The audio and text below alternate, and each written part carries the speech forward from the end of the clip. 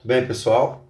Dando continuidade aqui à nossa unidade 2, a vida nas cidades europeias, está aqui na página 84, vocês podem ver, temos aí um retrato do nosso Charles Darwin, e aqui diz pra gente o seguinte: eu falei no finalzinho do último vídeo que a vida era muito complicada para o proletariado, mas e para a burguesia? A burguesia, nós vamos viver um período que na França vai ser chamado Belle Époque, ou Bela Época, onde nós temos o telefone, o cinema, os carros para cima e para baixo. Nós temos a iluminação pública nos boulevards, nas praças, porque agora a sociedade vai para a rua. O impressionismo, ele vai trazer essa possibilidade, como vocês estão vendo aquele quadro lá atrás, né? Mulher com sombrinha, que lá é um Monet, tá aqui na minha casa, uma fortuna que eu tenho. Aquele quadro lá atrás vocês estão vendo, aquilo é Monet. Aquilo traz pra gente paz, tranquilidade. Para a burguesia é um período extremamente interessante, mas e para o proletariado? Muito complicado, muito difícil mesmo. Desculpem, né? Inclusive ontem tive que ir no médico, tava com a suspeita aí, né, do tal do corona, mas foi alarme falso. Mas qualquer suspeita, por gentileza, vão ao posto de saúde, tira essa dúvida da cabeça de vocês. Charles Darwin, ele vai surgir nesse contexto dos estudos sociais. É claro que ele é um biólogo, ele não é um sociólogo, mas a sociologia vai utilizar-se das teorias de Darwin para tentar explicar os processos dos fenômenos sociais. Charles Darwin, ele vai visitar o mundo através de uma embarcação, um barco chamado Beagle, e na Ilha das Galápagos, ele, observando os pássaros da mesma espécie, ele percebeu que tinha alguns pássaros que tinham um bico diferente, que os pássaros estavam evoluindo para conseguir captar melhor a presa e para se defender.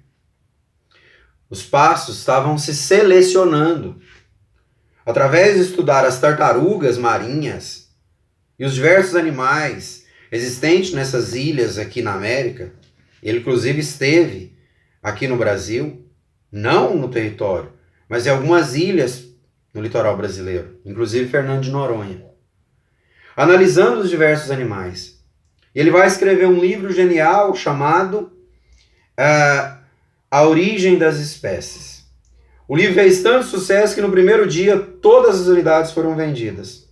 É claro que foram apenas 500 tiragens. Nossa, só 500? Para aquele século, essas tiragens praticamente é uma loucura. Ainda era tipograficamente, era rústico. E no primeiro dia tudo foi vendido. Alguns por curiosidade, alguns por críticas.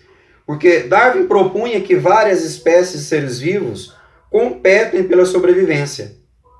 E que cada uma delas, somente os indivíduos específicos, mais fortes, conseguem sobreviver. Mas não é assim na sociedade? Não é uma competição contínua? O que é o Enem? Não é uma competição de quem sabe mais, quem sabe menos? Você sabe mais, você vai escolher qual universidade você vai fazer medicina. Você sabe menos, você vai fazer um cursinho simples, sem nenhuma notoriedade, numa faculdadezinha de fundo de quintal. Essa é a seleção natural. Para que o concurso público? Seleção natural. Vestibulares? Seleção natural. Peneira no Vila Nova? Bom, aí é tortura, né? Peneira lá no Vila Nova. Mas é para também escolher se você não é tão ruim. Porque na peneira do Vila Nova escolhem os menos ruins para ir jogar bola. Isso é seleção natural também. Tá bom? Muito bem. A tese defendida por esse naturalista, não confundam naturalista com naturalismo. Tem nada a ver uma coisa com a outra. O naturalista é que estuda a natureza. O naturalismo é que anda peladão. tá? O naturalista defendia a tese de que nem todos os organismos atingissem pleno desenvolvimento, que nem todos chegariam à velhice, que alguns ficariam pelo caminho do decorrer da vida. Nasce, cresce, se desenvolve, reproduz, envelhece e morre. Nem todos chegariam ao envelhecimento, porque no decorrer dali, da seleção natural, ficariam pelo princípio do caminho. Só os membros mais fortes chegariam à velhice. Quando você vê o seu avô, a sua avó, que tem aí 70, 80 anos, você deveria adorá-lo. Você deveria ter um grande respeito por ele.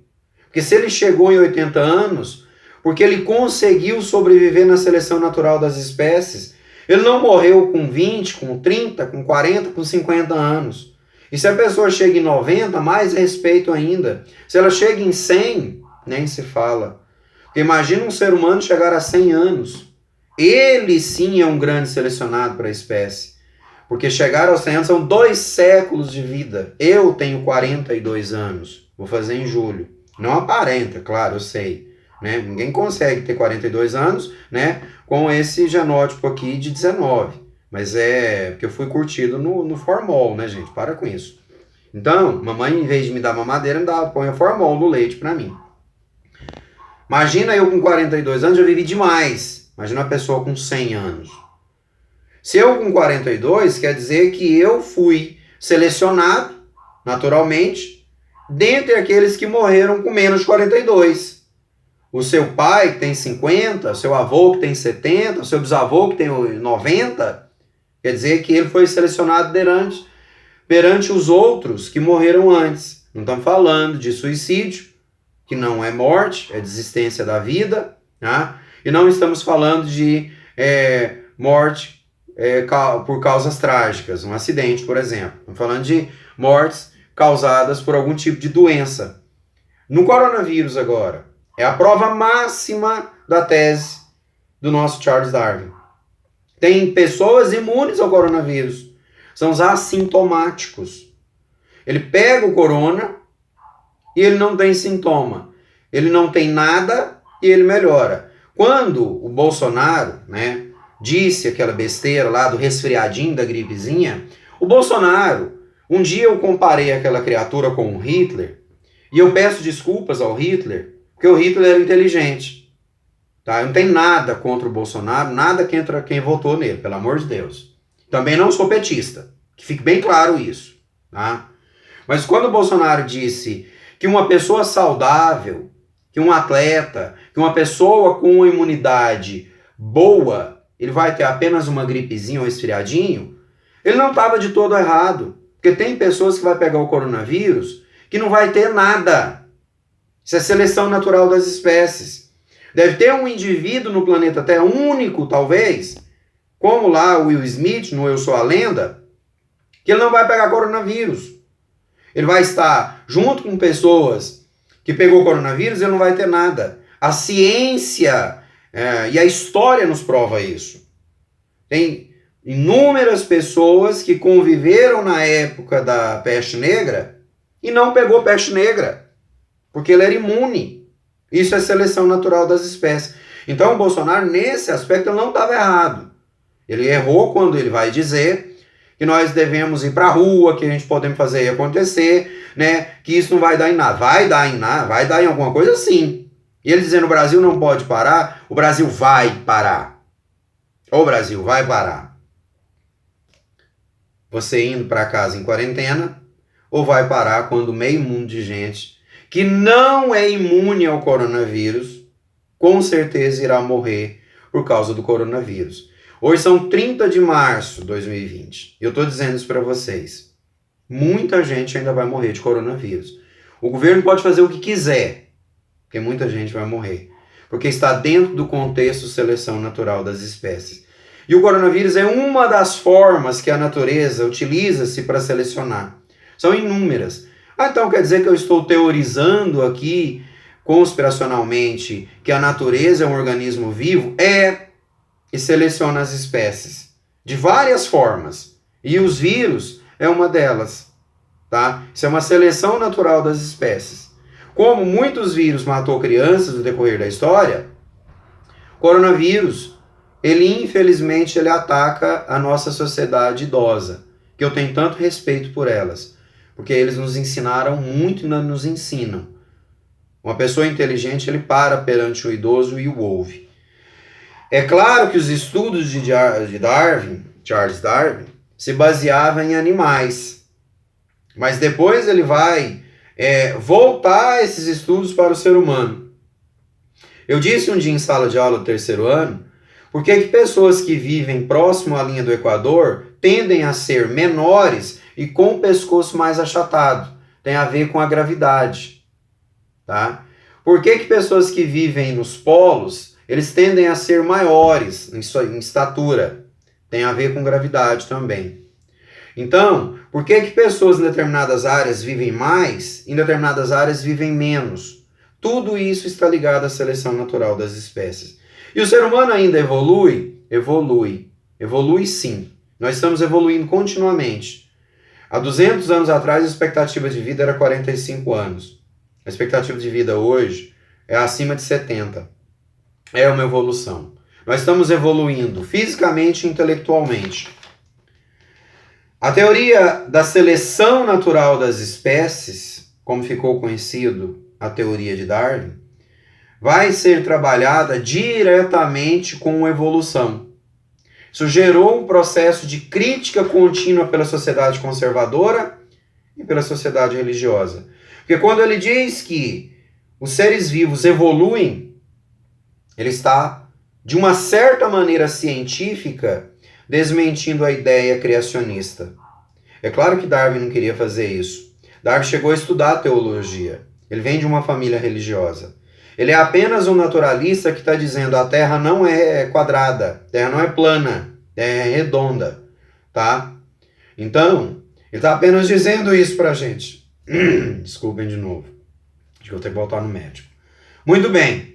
Eu tô tomando água, viu, gente? Que, ó, aqui é a aguinha aqui. Vocês acharam que eu não tô tomando água? Tô tomando muita água. Isso aqui é porque eu tô gravando o vídeo nem tempo.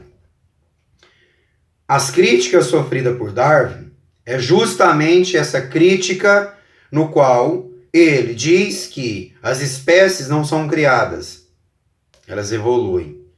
Evoluíram desde um simples célula lá no oceano, há bilhões de anos atrás, como vão evoluindo continuamente hoje.